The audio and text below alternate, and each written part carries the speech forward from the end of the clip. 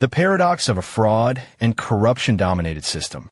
A leadership, cultural, and criminal justice perspective, ***.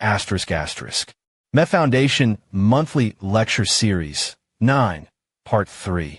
By Professor Mannixes Paul, Ph.D. November 27, 2025. Welcome to Part 3 of the paradox of a fraud and corruption-dominated system.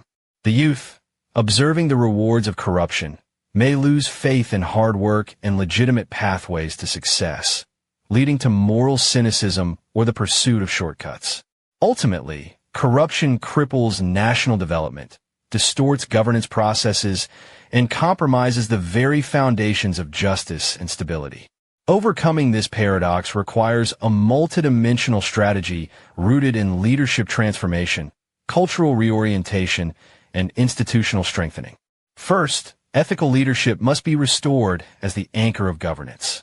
Leaders must embody integrity, enforce rules impartially, and demonstrate that no individual, regardless of position or influence, is above the law.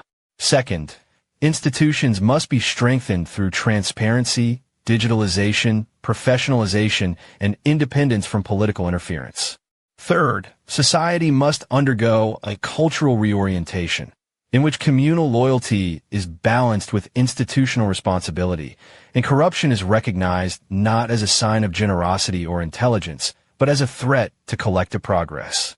Fourth, the criminal justice system must deliver swift, consistent, and credible consequences for corruption so that wrongdoing becomes more costly than beneficial.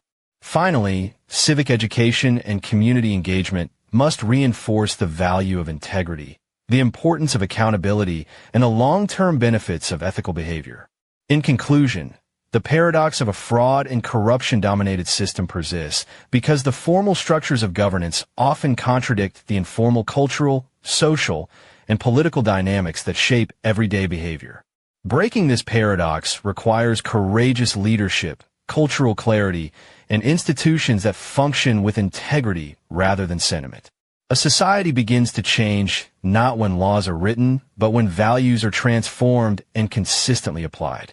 To build a future where corruption is no longer a rational choice, we must commit to leadership that inspires trust, a justice system that enforces consequences, institutions that resist manipulation, and communities that value integrity above loyalty-based compromises.